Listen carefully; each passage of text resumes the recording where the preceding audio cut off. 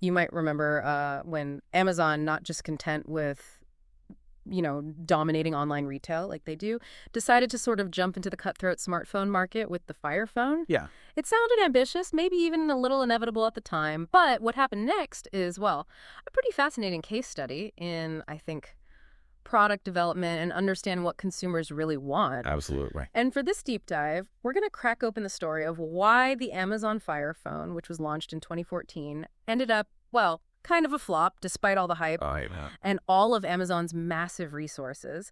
And our guide for this, it's an article from Cognitive Market Research published back in January 2025 Mm. titled Amazon Fire Phone: Why the Retail Giant Couldn't Ignite the Smartphone Market. Catchy title. It is, yeah. Yeah, yeah. So we're gonna sort of distill the crucial reasons behind its failure, and really try to tease out the valuable lessons that Amazon learned, maybe the hard way, from this whole endeavor. Yeah, exactly. I think that's going to be the really fascinating part because they are a company that, very famously takes its wins and losses and learns from them. Oh, absolutely, So this is one I think they took a lot from. for sure. So let's get right into, I guess, what this phone was all about. The article makes it clear that Amazon wasn't, just dipping a toe in the water here right now. Yeah. They came in aiming for like the high end of the market. Yeah. They were not just trying to be another, budget phone out there. They wanted to play with the big boys. They want it to be a premium product, and the price reflected that ambition too, Oh, absolutely. didn't it? Yeah. Yeah. It launched at, $199 with a 2-year contract, Okay. but a pretty significant $649 unlocked. Yeah, that's a chunk of change. Yeah, that put it right there, head to head with, Apple's iPhones, Samsung's Galaxy devices. It was a bold move. It was. I mean, I remember seeing this and thinking like, whoa, okay, Amazon's really serious here. Yeah. They weren't messing around. Yeah. So to command those prices, though, Amazon must brought like some serious innovation to the table. Yeah. So what were the headline grabbing features that were supposed to justify that cost? Well, the article highlights two key, I guess we could call them differentiators. Okay. The first was this thing called dynamic perspective. Okay. So imagine a 3D-like interface, but on your phone. So they actually use four front-facing cameras Oh, wow. to track your head movements, your eye movement. Yeah. The goal was to create this sense of depth and interactivity as you, tilted the phone, moved it around, Holy. like almost like a parallax effect, but much more advanced. So four cameras just for the one feature. Just for that, yeah. Yeah. That's A wild. lot of tech packed into that.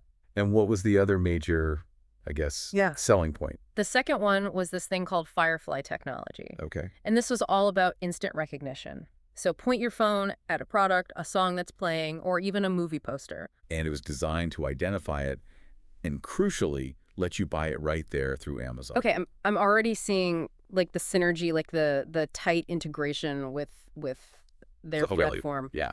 This is peak Amazon, right? Yeah. Like take the real world and just make it immediately shoppable through Amazon. Oh, I love that. Like that is such a great way to put it, right? It's just Yeah. like boom, it's in your cart. Like you don't even have to think. Instant gratification. Yeah, exactly. Exactly. And so beyond these kind of like unique features, what else did the Fire Phone offer? I mean, was it just, banking on those two standout technologies? No, I mean, in addition to those, it also offered, deep integration with Amazon's existing suite of services. So, Yeah. think Prime Video, Kindle, Amazon Music. So if you were already in that ecosystem, it really catered to you. Oh, yeah. If you are a Prime member, this was designed for you. And there were, they baked in exclusive benefits for Amazon Prime subscribers. Like Yeah. the whole experience was very much designed to keep you, right there within the Amazon world. I mean, it almost sounds like a walled garden, right? Like Yeah. it's this beautiful place, but it's, you're kind of enclosed. Kinda, yeah. Like the walls are, maybe made of Prime boxes or something, but you're definitely in the Amazon sphere. Yeah. So with all that, the Amazon brand that we all know, these innovative, sounding features like the 3D interface, the instant product recognition, plus like this tight integration with Prime, why did this phone end up being more of a spark than a wildfire? Like Uh. let's dig into like those core reasons why it didn't catch on. Well, the article points to a few, interconnected factors, but at the heart of it, I think, was the Fire Phone's kind of narrow appeal. Yeah. And that stemmed directly from, this intense focus on the Amazon world. It's almost like they were so focused on, bolstering their own ecosystem that they forgot about, what a smartphone user in general might actually want. Okay, I mean, unpack that for me a little bit. Like, how did prioritizing their own services and storefront, end up limiting, who would actually want this phone? Well, think about Firefly, right? Okay. Which, I mean, at the time, it was a really neat piece of technology. Yeah, for sure. But its primary function, I mean, really the core of what it did was to make it easier for you to buy things on Amazon. Mm, So the core value proposition wasn't necessarily about solving a fundamental user problem that you might have with your phone or making your life easier in some broader way. It was about driving more e-commerce through Amazon. right. So if you're someone who, wasn't already, a diehard Amazon shopper, Yeah. a heavy user of their ecosystem, Yeah. that feature, while neat, might have just felt, less compelling. Right. So if you weren't a frequent Amazon shopper, a key selling point kind of felt irrelevant almost to your daily needs. Exactly. Like, it was a cool trick, but not something that was going to make or break your smartphone experience. Yeah. And according to the research, this narrow focus had a really significant consequence. It essentially alienated potential buyers who were looking for, what you would consider a more versatile smartphone, Right. one that wasn't so heavily tied to a single company's offerings, right? Right. People expect a phone to be a gateway to a wide range of services and experiences. Just a tool, right? Like Yeah. you want to use it for all sorts of things. It's your window to the digital world. Yeah. And that kind of leads us to another, I think, critical limitation, which was the Fire Phone's reliance on the Amazon App Store. Right. The App Store. I mean, we all know that's the lifeblood of any modern smartphone, Yeah, it's where you get everything. It's the ecosystem in and of itself. Right. Yeah. But how did Amazon's app selection stack up against, the big guys, Google Play and Apple's App Store? Yeah. Well, the article states pretty plainly that the Amazon App Store it lacked the breadth, the depth, the variety of apps that were available on those other platforms. Right. I mean, think about your own phone habits for a second. Yeah. How many different apps do you use? Oh, countless. Like way too many, honestly. For everything, right? From Yeah. communication and navigation to, entertainment, productivity, games. Shopping, social media, all of it. All of it, Yeah. exactly.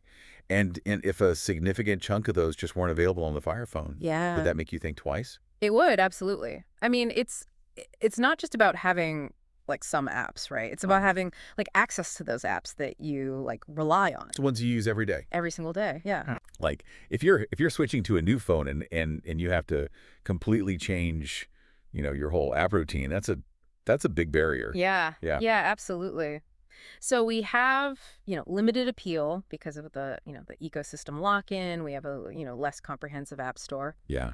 What else contributed to this phone's, I guess we could call it flame out? Well, another, I think, really crucial element was the mismatch between its pricing Right. Yeah. and its actual positioning in the market. Right. So, as we already discussed, the Fire Phone came with that premium price tag. Yeah. They were putting it right up against the most, desirable phones out there. It was aspirational pricing, right? Like they were trying to. Yeah, they wanted to be seen as a top tier device. Yeah. And the article, argues that the phone itself just didn't quite measure up to that premium price in the eyes of consumers. Yeah. I mean, that's a big statement. Yeah. Right. Like, so they were asking, top tier money, Yeah. but the perception was that they weren't delivering a truly top tier phone experience. Exactly. The research suggests that the phone's technical specifications, the overall user experience, Yeah. it didn't feel like it justified that high cost when compared to, what else was available. It was perceived as overpriced for what it offered. Right. If you're going to charge iPhone prices, you got to deliver an iPhone experience, essentially. Yeah. And there was also this like disconnect, right? Yeah. With Amazon's like established brand image. Absolutely. Right. I mean, for years, Amazon had cultivated this reputation for being, affordable, customer-centric, Right. a place where you could find good value for your money, Value. and suddenly trying to like pivot Right. and present themselves as like like a maker of like high-end luxury smartphones. It was a tough sell. It's a tough sell. I mean, it creates a lot of confusion for consumers, right? Like it doesn't quite align with what people have come to expect from Amazon. It's like if your favorite, discount store suddenly started selling, designer handbags at five-star boutique prices. Right. Exactly. It just feels off. It feels weird. It feels wrong. Doesn't compute. Yeah. Yeah. Yeah, and then we need to consider, right, the limitations in terms of, carrier and overall like market support, which the article also kind of emphasizes as a major contributing factor. So how did that play out? I seem to recall it being like exclusively tied to one mobile carrier. Am I remembering that correctly? Yeah, you are. They made the strategic decision to partner exclusively with AT&T in the United States. Okay. And that's a huge hurdle right at the gate because it immediately restricts your phone's availability. Yeah. Right. And as a result, significantly limits your potential customer base. Of course. I mean, even when Apple initially launched the iPhone, Right. they had it exclusive with AT&T. Right. But they had, this level of brand, cachet and a genuinely revolutionary product. They had the hype for sure. Yeah, the hype. Yeah. That could compel people to, switch carriers just to get their hands on it. Mm-hmm. Did Amazon have that same kind of pull Right. in the smartphone market? That's the million-dollar question. And the article strongly suggests, no. Yeah. They did not. Amazon they lacked that established, die-hard brand loyalty that Apple had. In the phone space. In the phone space, yeah. Yeah. And while the Fire Phone had some interesting features, it wasn't, it wasn't widely seen as a groundbreaking must-have device Yeah. that would make users abandon their current carrier and, go through the hassle of switching. Right, exactly. And it wasn't just about, where you could, physically buy the phone. Right. I mean, the marketing efforts also, weren't quite up to par, at least according to the article. Yeah, that's correct. The research indicates that Amazon's marketing strategy, it leaned too heavily on their existing customer base and their established, ecosystem. They didn't invest enough in reaching out to a broader audience and generating, that widespread excitement, that buzz, beyond those who were already deeply invested in the Amazon universe. So it's almost like they were, preaching to the choir, so to speak, right? Right. Rather than trying to, win over like new converts. Yeah, like imagine if they had like a Super Bowl ad or something. Yeah, exactly. Really trying to make a splash. Yeah, a big splashy, But they didn't. They kind of kept it within the family. Right. And all of this, for me, it seems to kind of point to a fundamental misunderstanding, of what consumers actually prioritize in a smartphone. Totally. Like at the end of the day, they built a phone for Amazon fans. Right. Not necessarily for, smartphone users in general. Right. And the article really underscores this crucial lesson, which is the absolute necessity of understanding and addressing actual consumer needs. Like core needs, right? Like what do people actually use their phone for? What are the pain points? What are the things that they, need to do every day? Right. And solving those problems or making those things easier. Yeah. The Fire Phone didn't really do that.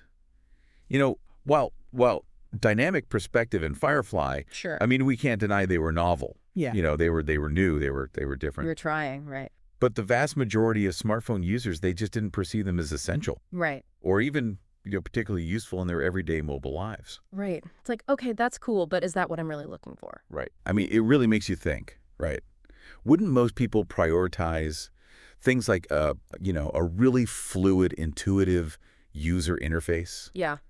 Of course. A high-quality camera for photos and videos? Absolutely. Seamless access to a wide variety of apps. Would you really choose, right, a screen with a 3D-like effect over those things? Right. Or the ability to instantly buy things that you see around you? I mean, maybe some people, but the mass market, probably not. Right. And the article highlights, that successful products, typically they solve real problems or they significantly enhance the user experience. Right. in tangible and meaningful ways. It's got to be something that people are like, oh, I need that. That makes my life better. Yeah, like it's a pain point solved, or it's an experience elevated, Yeah. And the Fire Phone, despite, all its innovative aspects, it just didn't quite hit that sweet spot for most consumers. Yeah. And then, you add to that the fact that it was, in a market that was already, saturated with options. Oh, absolutely. And just being, deeply integrated with one specific ecosystem. Right. Just wasn't enough to truly differentiate it in a compelling way, It's a tough sell, especially when you think about the giants in that space, Yeah. right? The Apples, the Samsungs, the Googles of the world, they Yep. already had their own, well-developed ecosystems and a vast array of features that, they were constantly iterating on, Sure. building out. And the Fire Phone's, primary distinguishing factor was, as we've discussed, it's Amazon integration, but that had a limited draw compared to the broader functionality and services offered by its rivals. Right. I mean, it sounds like to me that it boils down to you can't win on ecosystem alone, right? Right. Yeah. You gotta have more. You gotta have the core functionality. You gotta have that foundation, Right. And then the ecosystem can be a nice sort of A bonus. yeah, bonus Extra layer. perk, exactly. And which brings us, right, full circle back to that pricing puzzle, Totally. right? Asking a premium price for a phone whose main appeal was its connection to a single ecosystem. Right. Especially when that ecosystem wasn't, universally embraced. Yeah. And the phone lacked, other overwhelmingly compelling advantages. Just seems like, well, a recipe for disappointment, frankly. Yeah. It likely alienated, I think, both ends of the spectrum, Yeah. Like Yeah. Amazon's core, value conscious customers. Right. Who might have been intrigued at a more accessible price point, Right. Yeah. and then those premium buyers Right. who expect more than just Amazon integration for their, significant investment. Right. Right. And it's a good lesson, I think, in again, really understanding how you price your products, Yeah. what features you offer, Right. and really getting deep into your target audience's needs and Yeah. expectations. Market research, yeah. Knowing your customer. Knowing your customer, yeah.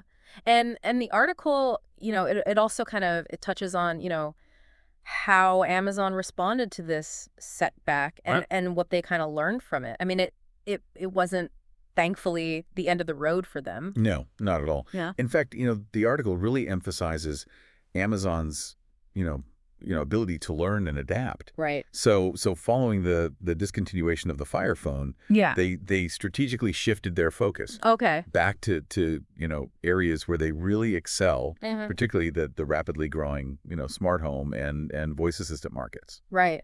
I mean, and that pivot has been remarkably successful, hasn't it? I mean, Are huge. the Echo devices, Alexa, Mhm. I mean, they're almost ubiquitous in many homes now. You go into anyone's house Yeah. and there's a little black cylinder sitting there Yeah. listening to you. Waiting for its commands. Yeah. Yeah, absolutely. And it's interesting, right? Because that strategic redirection, Yeah. it not only allowed Amazon to, really leverage their, existing cloud infrastructure and e-commerce expertise. Right. They were playing to their strengths. They were playing to their strengths, but it also showcased, I think, their knack for innovating in areas that truly resonated with consumer needs. Totally. Right. I mean, and in some ways even created entirely new market categories. Right. I mean, they basically defined what a smart speaker is, Yeah. Before the Echo, that wasn't really a thing. No. And look at it now. Yeah, it's a stark contrast to the Fire Phone's journey, right? Night and day. Yeah.